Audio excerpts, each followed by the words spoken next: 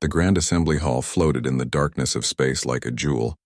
It was massive, bigger than most cities, and it orbited a star that belonged to no one. Inside, the hall stretched so far that the ceiling disappeared into shadows. Lights from 1,000 different worlds glowed in every color imaginable. The air hummed with voices speaking in languages that no human throat could make. Hyun sat in the back corner and watched. He was a human diplomat, though no one in this grand place seemed to care. His hair was turning gray at the temples and his eyes looked tired. He had been coming to these meetings for 3 years now. 3 years of sitting in the back.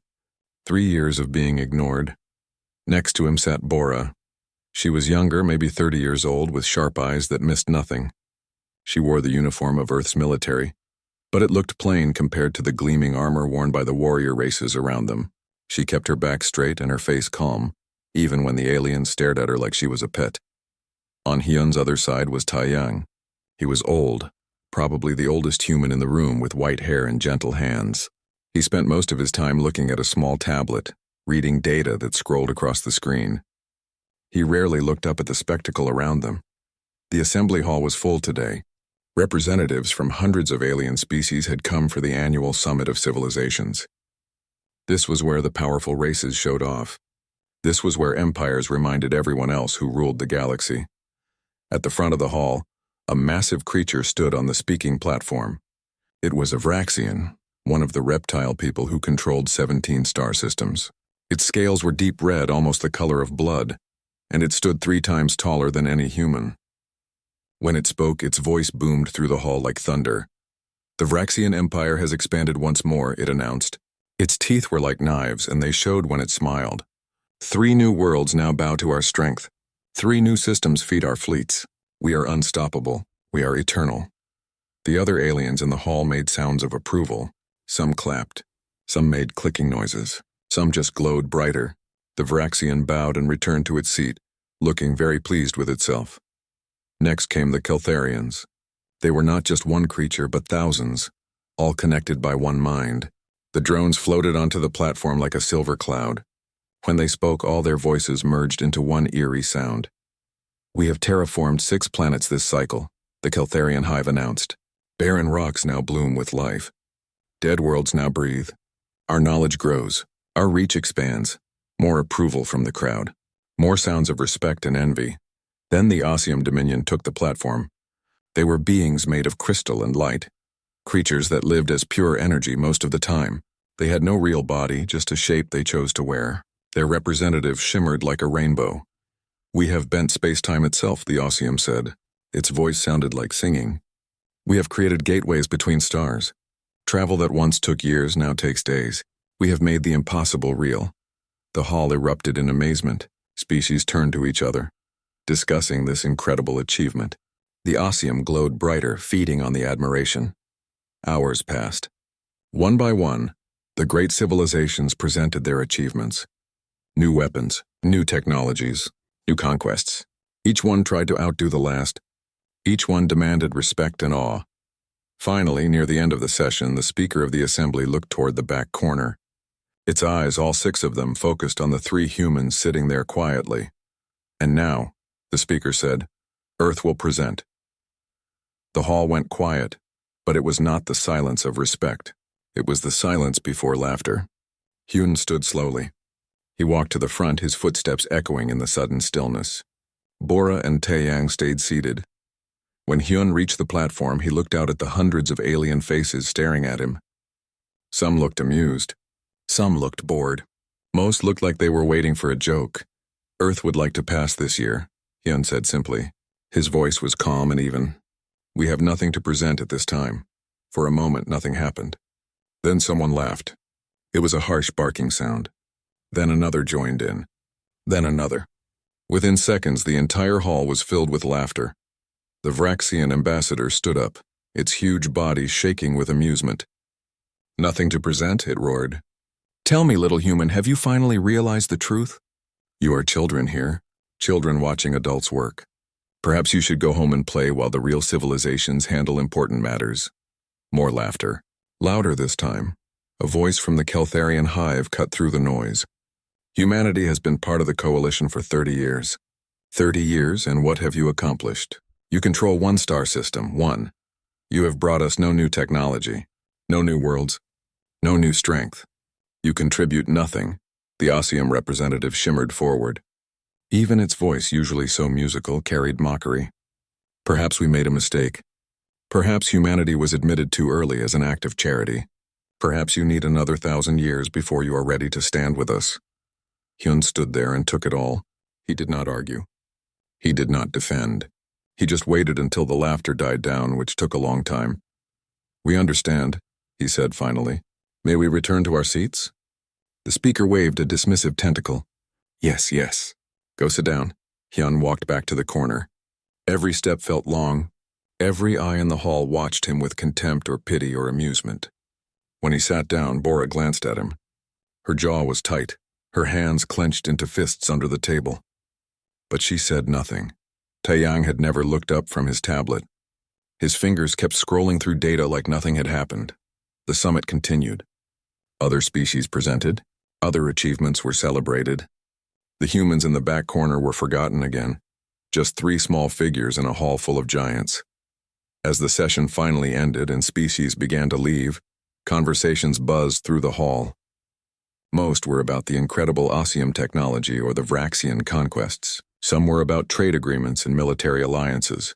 A few were about the humans. Jokes mostly, comments about how pathetic Earth looked. Bets on how long before humanity gave up and withdrew from the coalition entirely.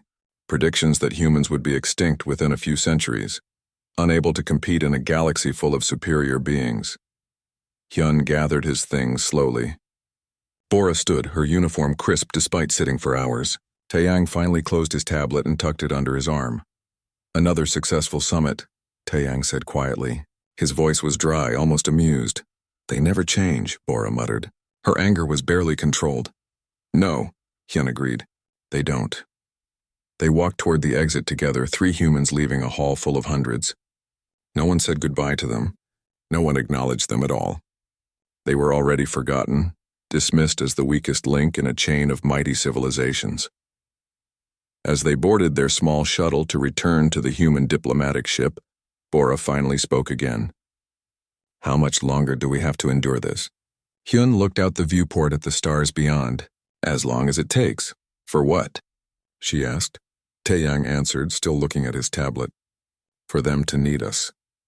The shuttle pulled away from the grand assembly hall, carrying the 3 humans back into the darkness. Behind them, the hall glowed bright, full of species that thought they ruled the galaxy. None of them knew what was coming. None of them understood what humanity really was. Not yet. 3 weeks passed after the summit. Life in the coalition continued as normal. The powerful species went about their business, expanding their territories, building their fleets, making their plans. Earth's 3 diplomats returned to their quiet routines, attending minor meetings that no one else cared about, filing reports that few bothered to read. Then, on a Tuesday morning by Earth's calendar, everything changed. The emergency signal cut through every communication channel in coalition space. It did not ask permission. It did not wait for proper protocols. It simply screamed across the stars, loud and desperate and terrified. Hyun was drinking coffee when the alert came through. The cup fell from his hand and shattered on the floor, but he barely noticed. His entire office lit up with red warning lights. Every screen showed the same thing. Priority Alpha distress call. He ran to the command center. Bora was already there, her face pale as she listened to the transmission. Taeyang arrived seconds later, moving faster than Hyun had ever seen the old man move. Play it, Hyun ordered. The main screen flickered to life. What they saw made their blood run cold. The transmission came from a Vraxian ship, one of their massive warships that could destroy a planet if it wanted to. But the proud warrior on the screen looked nothing like the confident ambassador they had seen at the summit. This Vraxian's scales were pale with fear. Its eyes were wide. Behind it, alarms screamed and crew members ran in panic. This is Battle Commander Vrex of the Vraxian Forward Fleet, the warrior gasped. We are under attack in Sector 447 of the Outer Frontier. Unknown hostiles. Repeat, unknown hostiles. They are not ships. I repeat, they are not ships. They are alive. Thousands of them. They are everywhere. We cannot. The transmission shook. Something huge moved past the viewport behind the commander. Something dark and massive and wrong. The lights on the ship flickered. Screams echoed in the background. "Request immediate assistance from all coalition forces," the commander continued. Its voice was breaking. "We have 30 warships and 5 colony vessels. We have 10,000 warriors. We have weapons that can crack moons. But they keep coming. An explosion rocked the ship. The commander fell. When it stood back up, there was purple blood on its face. "They are eating the hull," it whispered. "They are eating through the metal. Nothing stops them. Nothing." The screen went dark. The transmission ended. The silence that followed was absolute. Hyun stared at the blank screen. The Vraxian forward fleet was the third most powerful military force in the entire coalition. They had conquered worlds. They had never lost a battle, and something had just wiped them out in minutes. "Get me the council," Hyun said quietly. "Now." Within an hour, the Emergency Coalition Council convened. It was not like the Grand Summit. This was serious.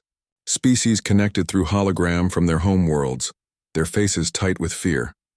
The Vraxian High Commander was there, its scales darker than usual. "We have lost contact with our forward fleet," it said. Its voice was hard, but Hyun could hear the pain underneath. 30 ships, 5,000 warriors, 3,000 civilians on the colony vessels, all gone. No further transmissions, nothing. "What attacked them?" the Osium representative asked.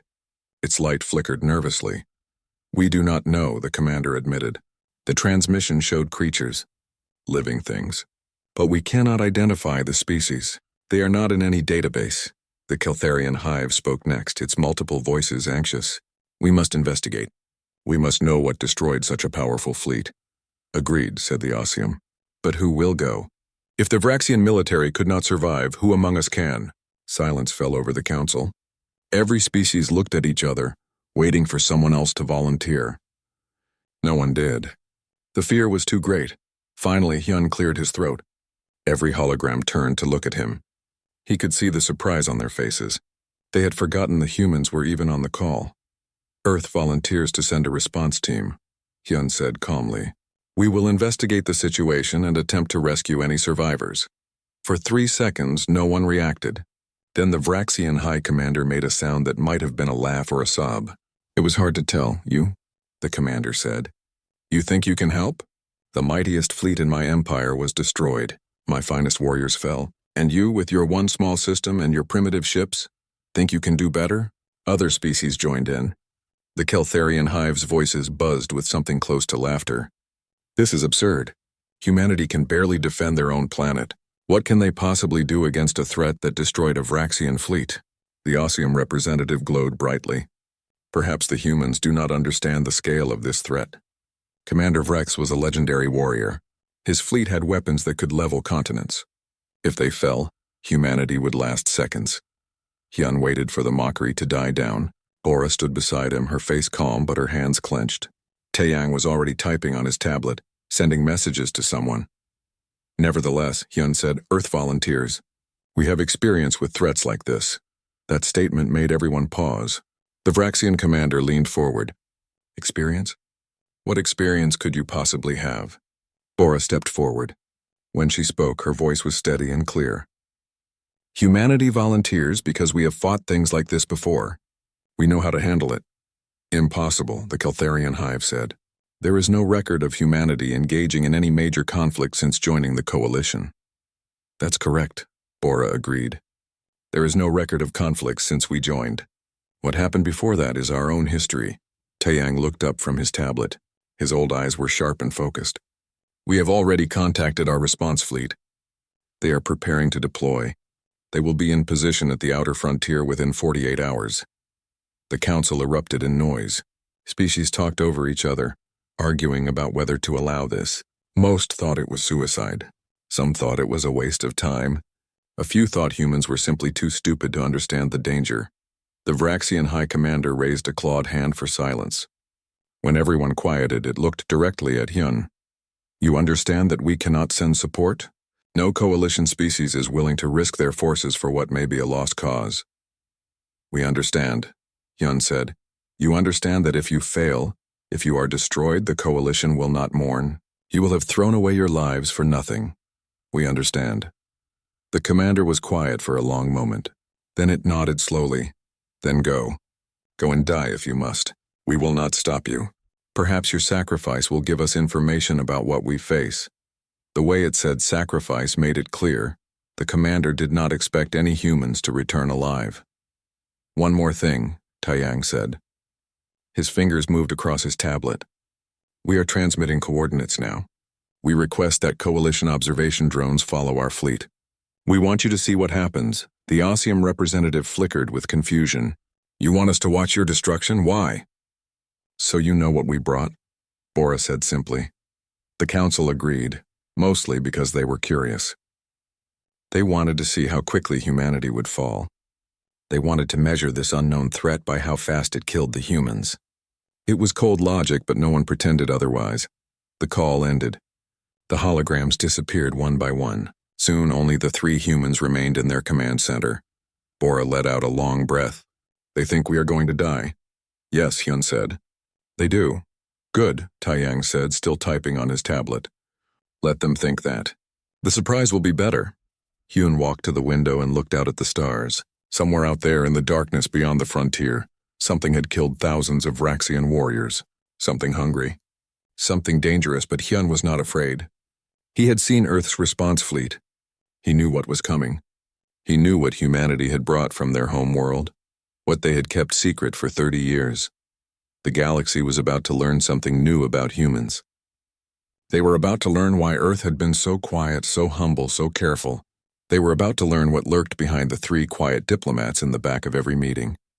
Hyun smiled just a little. It was not a kind smile. Contact the Aegis, he told Bora. Tell them to wake up the assets. All of them. Bora's eyes widened slightly, then she nodded. All of them? Even the big ones? Especially the big ones, Hyun confirmed. It is time the galaxy met our friends. Taeyang closed his tablet and stood. 48 hours, he said softly. 48 hours until they see the truth.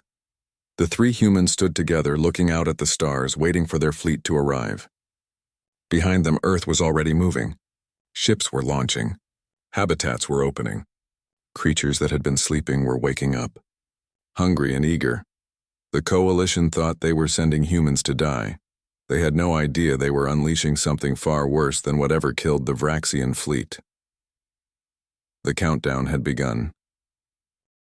48 hours passed slowly for the coalition. Every species watched their sensors, waiting to see what would happen. The observation drones had been sent ahead, floating in the darkness near where the Vraxian fleet had vanished. Their cameras were ready to record everything. In the Grand Assembly Hall, a special viewing room had been set up. Representatives from dozens of species gathered to watch. Most came out of curiosity. Some came hoping to learn about the threat. A few came simply to see how quickly the humans would die. The Vraxian High Commander was there, standing tall but with shoulders heavy with grief. Its fleet was gone. Its warriors were dead. It did not expect the humans to change that. But it watched anyway because even a warrior's pride demanded witness to those who tried, however foolish.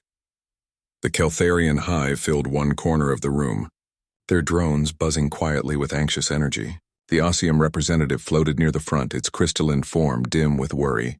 Other species crowded in, their various eyes and sensors fixed on the large display screens. The screens showed the edge of the outer frontier. Empty space, dark, silent. The graveyard of the Vraxian fleet was somewhere beyond, too far for the cameras to see yet. Then the sensors picked up something. Ships entering the area. The human fleet had arrived. Visual incoming, someone announced. The screens flickered and focused. What appeared made the entire viewing room go silent. The lead ship was massive. The UHSF Aegis, according to the identification signal. It was bigger than any ship the humans had ever shown before. Bigger than Vraxian dreadnoughts. Its hull was dark gray, almost black, and covered in strange markings that no coalition engineer recognized. Weapon ports lined its sides far more than any normal carrier should have. Flanking the Aegis were 12 destroyers. They moved in perfect formation, their designs unlike anything in the coalition database. Their weapons were wrong. Huge rail cannons that seemed excessive, missile batteries that could launch hundreds at once, and strange electromagnetic arrays that pulsed with barely contained energy. Where did they get those ships? The Oseum representative whispered. We have never seen humanity build anything like that. They've been hiding their strength, the Keltharian hive buzzed.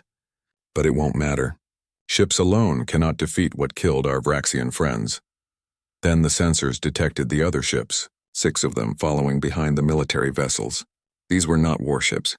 They were enormous habitat modules, each one the size of a small city. The readings confused everyone. What are those? Someone asked. A coalition analyst checked the data. The sensors show ecosystems inside: water, atmosphere, vegetation, and life signs. Thousands of life signs. They brought colony ships to a battle? The Vraxian commander's voice was thick with disbelief. What are they thinking? Taeyang's voice came through the communication channel, calm and professional. Coalition observers, please maintain your distance. We are about to deploy our assets. Assets? The Osium representative said. What assets? The habitat ships rotated slowly. Their massive bay doors began to open. The cameras zoomed in, and every species in the viewing room leaned forward to see what was inside. What emerged made them all take a step back. Creatures. Living creatures. Not robots. Not drones. Living things that moved with horrible grace through the vacuum of space. The first ones out were serpentine, their bodies stretching hundreds of meters long. Their scales shimmered with colors that changed and shifted, blue to green to purple to black. Patterns of light ran along their bodies, bioluminescent and beautiful and terrifying. Their heads were massive, with eyes that glowed like stars and jaws that could swallow a shuttle hole. What in the void? Someone breathed. More creatures emerged. These had wings, enormous wings that caught the distant starlight and reflected it in rainbow patterns. Their bodies were insectoid but wrong, as if someone had taken the idea of an insect and made it into a nightmare. Each one was as large as a frigate. Weapons grew from their bodies, spikes, barbs, things that looked like biological cannons. They flew through space as easily as birds flew through air. Then came the ones that made even the bravest warrior feel fear. Massive bodies of muscle and tentacles, each appendage longer than a destroyer. They moved like they were swimming through water instead of vacuum. Their skin was dark, almost invisible against space, and where the starlight touched them, they seemed to absorb it. Hooks lined their tentacles. Beaks big enough to crush ships opened and closed slowly. Deploy Leviathan-class Titans, Taeyang's voice announced. Deploy Dragon-class aerial interceptors. Deploy Kraken-class deep void hunters. All assets at full combat readiness. The viewing room erupted in chaos. Species shouted questions. Some demanded explanations. Others simply stared in horror at the screens. What are those things? The Keltharian hive's voices rose to a shriek. Hyun's face appeared on the communication channel. His tired eyes looked directly at the camera. Those, he said quietly, are what humanity brought from Earth. We have been asking ourselves a question for 30 years. What can we offer the coalition? What can we bring that no one else has? Now you see the answer. The creatures arranged themselves around the human fleet. There were hundreds of them, maybe thousands. The sensors could not get an accurate count because they kept moving, circling, hunting patterns that made coalition military analysts go pale. They are organized, the Vraxian commander said. Its voice shook slightly. They move like a pack, like a military unit. They are, Bora's voice cut in. Each creature is intelligent. Not as smart as us, but smart enough. They understand commands. They understand tactics. And they understand how to kill. One of the serpentine creatures, a Leviathan the humans called it, passed close to an observation drone. The camera got a clear shot of its head. Its eye was bigger than a person, black and deep and aware. It looked at the camera. It knew it was being watched. Then it opened its mouth and row after row of crystalline teeth appeared, each one sharp enough to cut through starship hull plating. The drone's operator back in the viewing room actually whimpered. This is impossible, the Osium representative said. How did you create such things? Where did they come from? Taeyang appeared on screen next to Hyun. The old scientist's face was serious. We didn't create them. Not from nothing. We evolved them. Enhanced them. But they existed on Earth first in one form or another. Our oceans had creatures like the Leviathans. Our skies had hunters like the dragons. Our deep places had horrors like the krakens. We lived with these things. We survived them. Then we learned to understand them. And finally, we learned to work with them. But how do they survive in space? Someone asked. Creatures need air, water, pressure. Genetic engineering, Taeyang said simply. We adapted them over generations. We gave them organs that process solar radiation for energy. We gave them skin that holds in pressure. We gave them the ability to hibernate for years if needed. We made them perfect for space, perfect for war. The screens shifted to show more data. Information about the creatures scrolled past. Bioelectric weapons that could disable entire fleets with electromagnetic pulses. Regenerative armor that healed itself after damage. Sensory organs that could detect life signs across millions of kilometers. Digestive systems that could process almost any organic matter, including the bodies of enemy species. That last detail made several species in the viewing room look sick. You turned your planet's predators into weapons, the Vraxian commander said slowly. Understanding dawned in its eyes. You weaponized evolution itself. Yes, Hyun said. Every species in the coalition evolved on worlds where they became the apex predators early. You forgot what it means to be prey. Humanity never forgot. For millions of years, we were food for things bigger and stronger than us. We lived in fear of Earth's creatures. But we learned. We adapted. We climbed to the top of the food chain not by being the strongest, but by being smart enough to make the strongest work for us. Bora's tactical display appeared on screen. It showed the creature's capabilities in detail. Speed that no ship could match. Maneuverability that defied physics. Weapons grown from their own bodies. And something else, coordination. The creatures worked together, covering each other's weaknesses, amplifying each other's strengths. They fought as one organism spread across hundreds of bodies.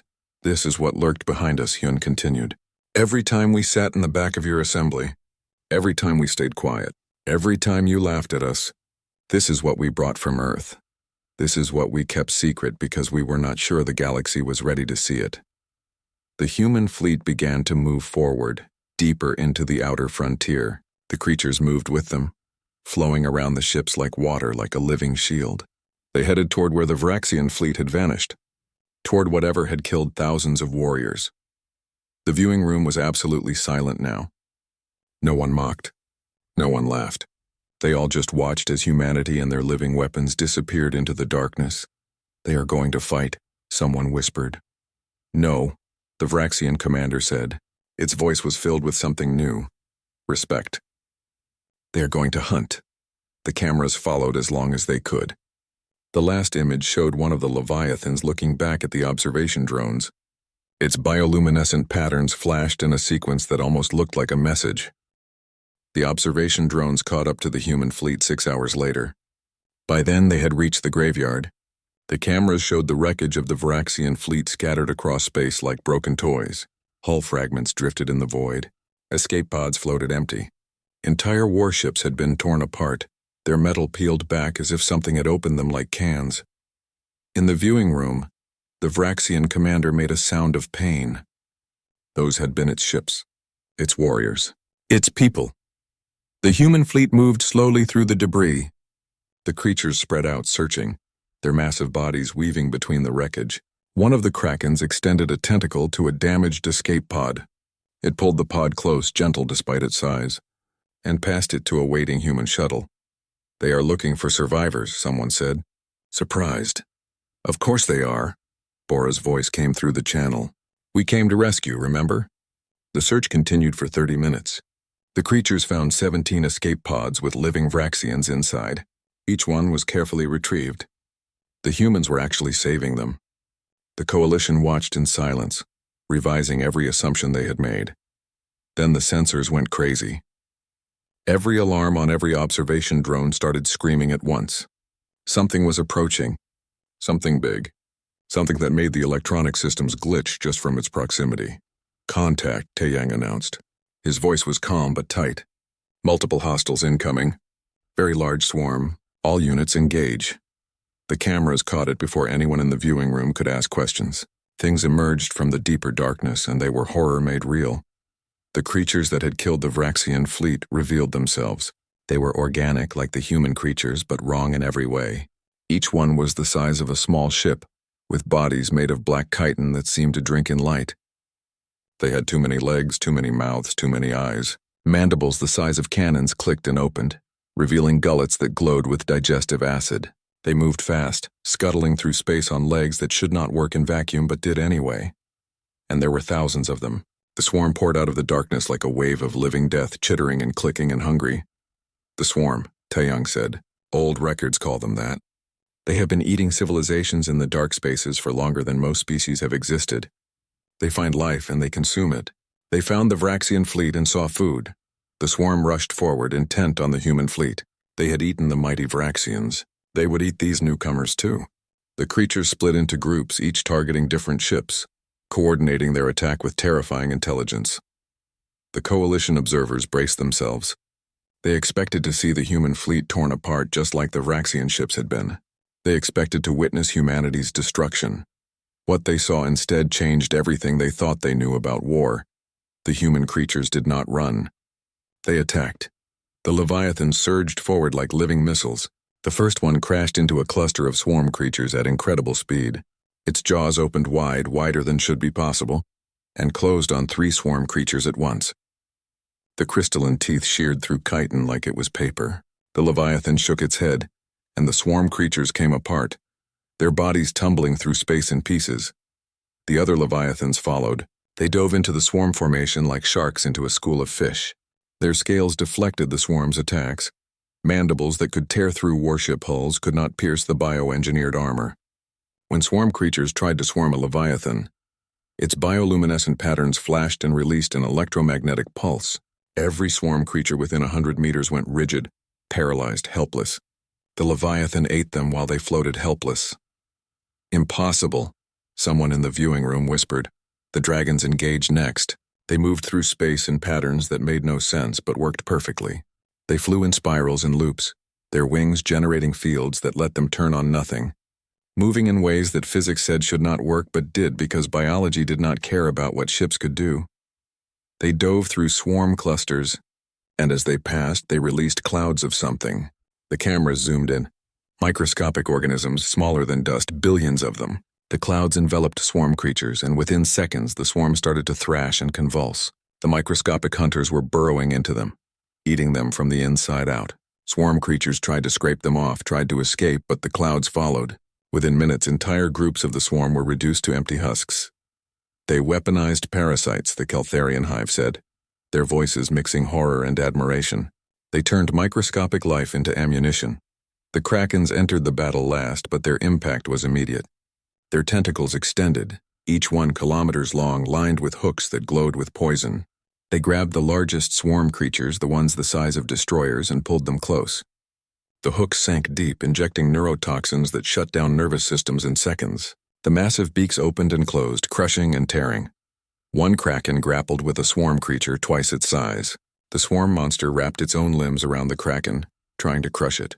The kraken's skin rippled, and suddenly hundreds of smaller tentacles emerged from its body, each one finding a weak point in the swarm's armor, injecting more poison, cutting deeper. The swarm creature went limp. The kraken fed, its beak working methodically. The battle raged. Thousands of swarm creatures against hundreds of human assets. It should have been overwhelming. The numbers favored the swarm massively, but numbers did not matter when facing something designed specifically to kill. What terrified the coalition observers most was the coordination. The human creatures fought as one perfect organism. When a Leviathan was surrounded, dragons swept in to clear the attackers before the Leviathan was in real danger. When a kraken grappled a target, Leviathans moved in to finish it quickly. They covered each other, protected each other, made each other stronger. Yun's voice came through the channel, still calm, as if he was commenting on a training exercise instead of a battle for survival. Humanity spent 3 centuries fighting creatures like this in our own solar system. Before we reached the stars, we had to tame our own monsters. We lost cities. We lost millions of people. We learned lessons written in blood.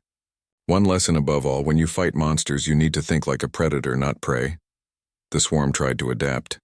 They changed tactics, focusing their attacks on single targets, trying to overwhelm through sheer numbers. 100 swarm creatures piled onto one Leviathan, their mandibles tearing at its scales, their acid burning its skin. The Leviathan roared. The sound transmitted through radio waves that made every speaker in the viewing room crackle. Then its scales flashed bright, so bright the cameras had to adjust. The electromagnetic pulse was massive. Every swarm creature touching it went rigid. The Leviathan shook them off like rain and kept fighting, its scales already regenerating the damage. The swarm tried to flee, splitting up and scattering in different directions. But the dragons hunted them down, their sensory organs tracking each one across millions of kilometers. Packs of dragons chased individual swarm creatures, herding them back toward the Leviathans and Krakens. Nothing escaped. 6 hours. The battle lasted 6 hours. The cameras recorded all of it. The Coalition watched as humanity's creatures systematically destroyed a threat that had eaten countless civilizations over eons.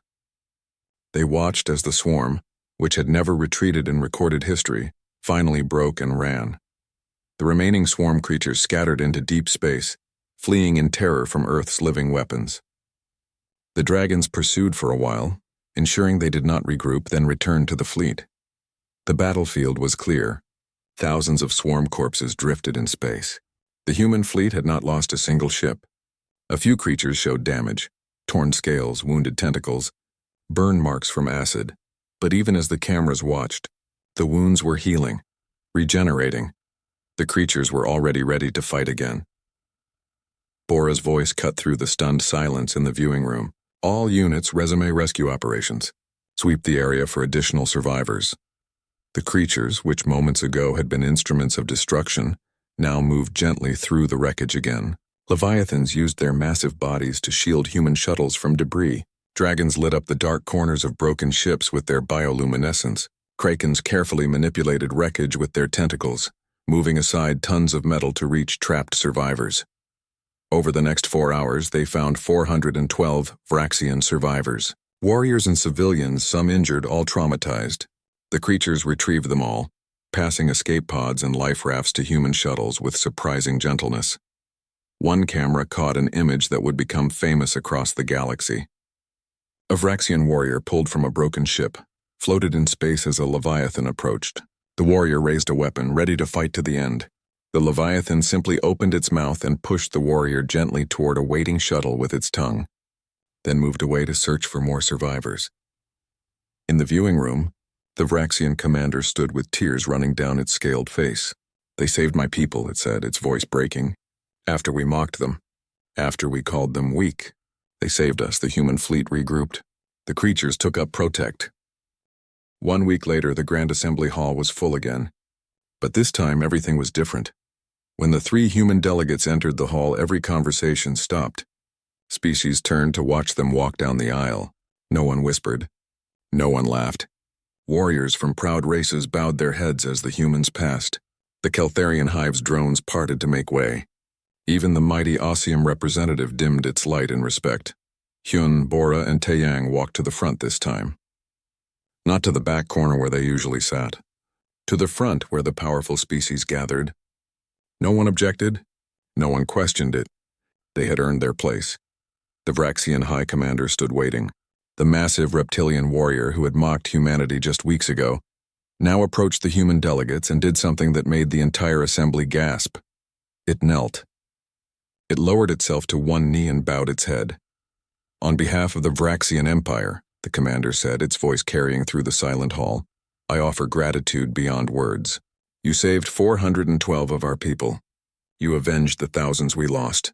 You did this after we treated you with contempt. The Empire owes humanity a debt that spans generations." Hyun helped the commander back to its feet. "We came to help because it was right. No debt is owed.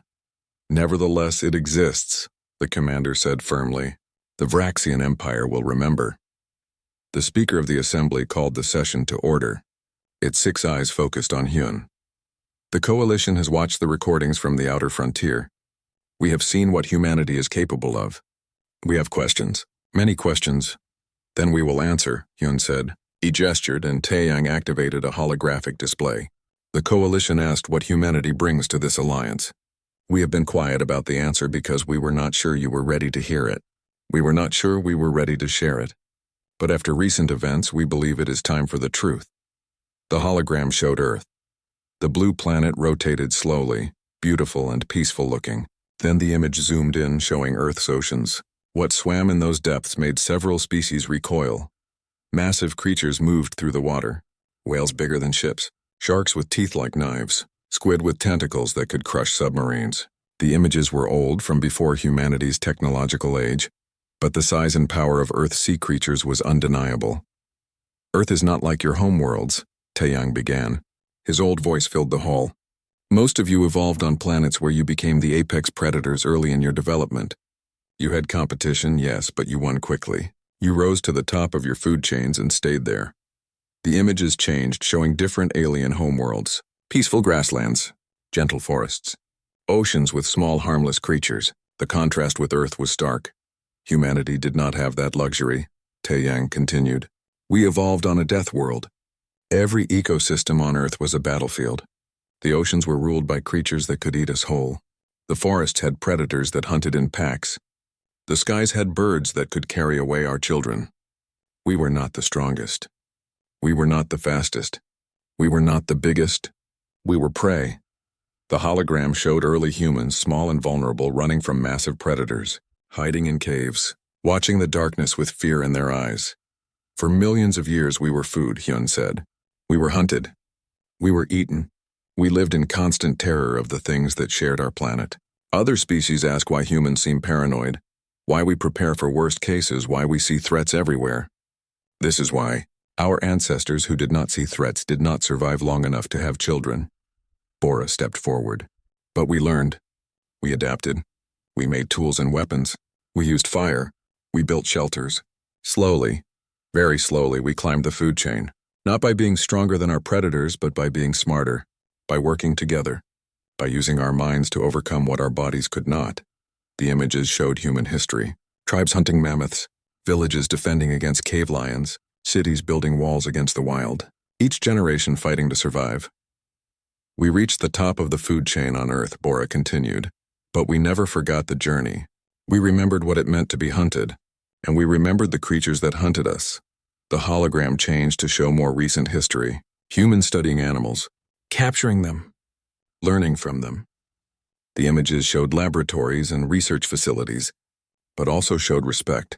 Scientists working carefully with dangerous creatures, understanding their behavior, their biology, their place in the ecosystem. When we developed advanced technology, Taeyang said, we had a choice. We could eliminate Earth's predators, make our planet safe.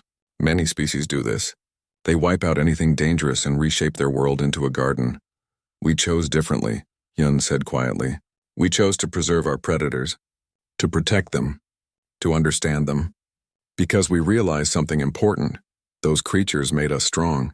Fighting them, surviving them, learning from them made us what we are. We owed them our existence. The hologram showed vast nature preserves on Earth. Oceans teeming with life. Forests with apex predators roaming free. Instead of destroying their planet's dangerous creatures, humans had saved them. Then we developed genetic engineering, Taeyang continued. The hologram showed laboratories filled with DNA sequences. We had the ability to modify life itself. And we asked ourselves, what if we could work with our predators instead of just living alongside them? What if we could make them partners? The images showed the process, carefully enhancing animals, giving them greater intelligence, adapting them for new environments, always with respect, always with caution. The process had taken centuries. We started small, Bora explained. Dogs and horses were ancient allies. We expanded to dolphins working with us in the oceans, falcons helping us hunt. We learned how to communicate with creatures that thought differently than us. We learned how to earn their trust and loyalty. When we began exploring space, Yun said, we realized the vacuum was similar to Earth's oceans, vast, dark, full of unknown dangers. So we adapted our ocean predators for space. We gave them the ability to survive in vacuum. We gave them weapons to defend themselves and us. We gave them purpose. The hologram showed the process, creatures being enhanced, trained, prepared. Years of work, generations of breeding and modification. The leviathans descended from deep-sea predators. The dragons from aerial hunters and extinct flying reptiles. The krakens from the most intelligent ocean creatures. What you saw at the outer frontier, Taeyang said, were our partners, not slaves, not mindless weapons. They choose to fight with us. We feed them, care for them, protect them. In return, they protect us. It is symbiosis. It is cooperation between species. It is what humanity does best. The Oseam representative spoke up, its voice uncertain. But how do you control them? How do you ensure they do not turn on you? We do not control them, Hyun said simply. We lead them. There is a difference. Control requires force. Leadership requires respect. Those creatures trust us because we have proven ourselves trustworthy over centuries. They fight for us because we fight for them. And if they chose not to fight? The Keltharian hive asked. Then we would not force them, Bora said. But that has never happened. They understand what we face. They understand the threats in space. They want to fight because that is what they were made for. That is their purpose, and they embrace it. The hologram shifted to show more data, numbers that made the assembly go quiet. The creatures they had seen were not all of them. Not even close. Earth had thousands more in reserves. Larger ones. More dangerous ones. Creatures designed for specific threats. Some still being developed. Some sleeping until needed. The coalition has existed for thousands of years, Hyun said, his voice taking on an edge. In all that time, you have fought your wars with ships and weapons and technology. You have forgotten that life itself can be a weapon. You have forgotten that evolution created things more terrible than any machine. He looked around the hall, meeting the eyes of dozens of species. Humanity remembers. We lived with terror for millions of years. We learned to respect it, to understand it, to wield it. Taeyang closed the hologram. When the coalition invited us to join 30 years ago, you saw a young species with modest technology. You saw a civilization that controlled one small system. You did not ask what we had in our oceans, what we kept in our habitats, what we brought with us from Earth. You laughed at us, Bora said, and her voice was hard now. You mocked us for being quiet, for sitting in the back, for contributing little. You never asked why we were so quiet. You never wondered if perhaps we were being careful, cautious, restraining something. The assembly was absolutely silent. No one moved. No one spoke. They all understood now. Humanity sits in the back of this assembly, Hyun said, not because we are weak, but because we are trying very hard to be civilized. We are trying to be peaceful. We are trying to be diplomatic. We are trying to be like you, comfortable, confident, secure in our power. He paused, and his tired eyes suddenly looked very sharp. But we are not like you. We are the species that was prey. We are the species that had to claw our way to the top of the food chain, while being hunted by things that wanted to eat us. We are the species that looks at apex predators and sees allies instead of threats.